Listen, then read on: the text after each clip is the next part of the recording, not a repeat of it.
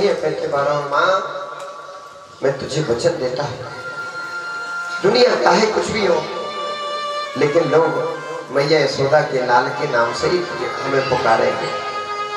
और माँ ठीक है, अब जाहिर है। नाना प्रकार से माँ को कन्हैया ने समझाया। गोपियों को तो रात्रि में ही पता चल गया था कि अक्रूर जी आए हैं। सुबह ठीक 5 बजे हजारों गोपियां नंद भवन के दरवाजे पर खड़ी है। मैंने क्या सुना कि मेरे कन्हैया, मेरे गोविंद, मेरे लाल हमको छोड़ करके जा रहे हैं। जैसे सुबह 4:30 बजे मैया ने जगाया कन्हैया, गौ पूजन किया और गौ पूजन करने के बाद में अक्रूर जी तैयार हुए। कन्हैया को रथ में बिठाया, बलदाव जी को भी रथ में बिठाया और जैसे ही पूर्व दिशा की ओर जो दरवाजा था उसको खोला और दरवाजे खोलते ही हजारों गोपियां सामने। कन्हैया मुझे छोड़ करके मत जाओ, फिर मेरे लाल है, मेरे गोविंद, मुझे छोड़ करके मत जाओ। अगर ऐसी स्थिति में छोड़ करके जाना ही था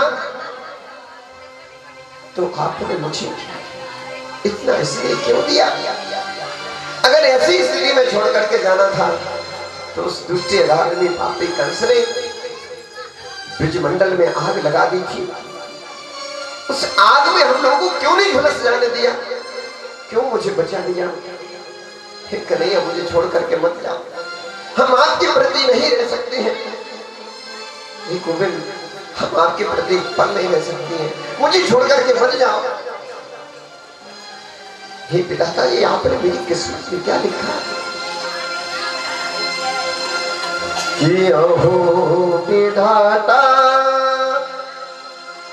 न कुछ तो दया, संयोज मित्र प्रणय ही देहिना। हे विधाता, ये क्या लिखा मेरी किस्मत में? क्योंकि मैं सब कुछ सहन कर सकती हूँ, लेकिन हम अपने कन्हैया से बिछोड़ना ये सहन नहीं कर सकते। हे मेरे गोविंद मुझे छोड़ करके मत जाओ। आपके प्रति हम नहीं रह सकते हैं ना। ये अक्रूर तो बड़ा क्रूर है भगवान। किसने इसका नाम रखा? क्योंकि गोपियां अक्रूर जैसी में नाना प्रकार से बोलने लगे। अक्रूर बड़ा क्रूर है क्योंकि मेरे प्राण प्रिय प्रीतम को हमसे छीन करके ले जा रहा है। कन्हैया मुझे छोड़ के मत जाओ, हम लोग पल नहीं रह सकते हैं। अगर ऐसी स्थिति में छोड़ करके जाना था तो इतना स्नेह क्यों किया, इतना प्रेम क्यों किया, इतना अपना क्यों बनाया? कन्हैया रथ से नीचे उतर करके आए। गोपियों से कहने लगे, देवियों एक बात पूछूं? लाला पूछूं? अच्छा अब लोग हमको कितना प्रेम करते हो, कितना स्नेह करते हो? गोपियों ने कहा, अरे लाला ये कोई पूछने की बात है या कहने की बात है?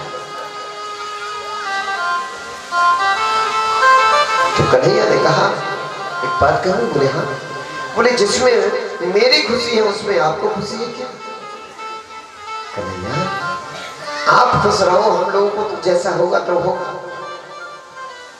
अपने हृदय पर पत्थर रख ले। तो कन्हैया ने कहा कि बस हम परसों लौट करके आ जाएंगे। अगर हमारी खुशी में आपको अपनी खुशी है तो हम परसों लौट करके आ जाएंगे, मुझे चला जाने दीजिएगा। गोपियों ने कहा, कन्हैया अगर आप ऐसा कह रहे हैं तो हम भले ही दुखी रहे, ये नेत्र के आंसू आपके इंतजार करते हैं।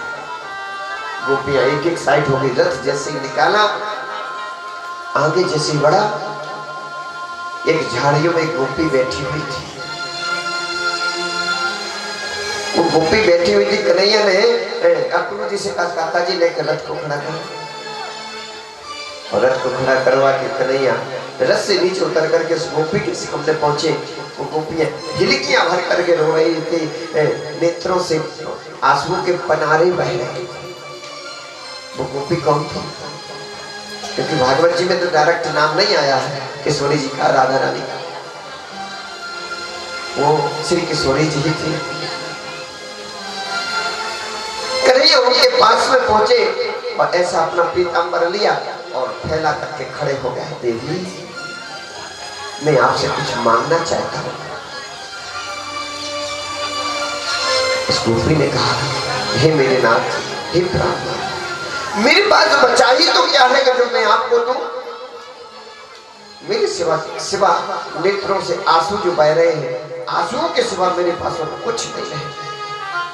एक ही सहारा है, बाकी तो मैं आपको सब कुछ दे चुके हैं।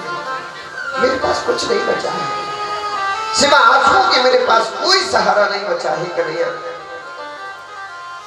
कन्हैया ने कहा, देवी बस मैं यही मांगना चाहता हूं, मैं आपके नेत्रों में कभी आंसू नहीं देखूं, ये मुझे भीख में दे दो बस।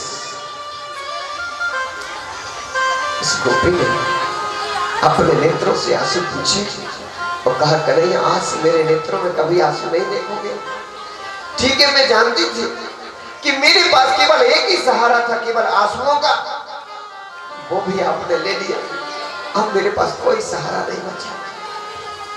कन्हैया ने कहा, नहीं देवी, फेंट से बांसुरी निकाली और श्री किशोरी जी के हाथ में दे दी। देवी, जब तुम्हें मेरी याद आएगी आपको, तभी बांसुरी बजा देना, क्योंकि अभी तक तो हमने 11 वर्ष तक बांसुरी बजाई, अब हम शंख बजाएंगे।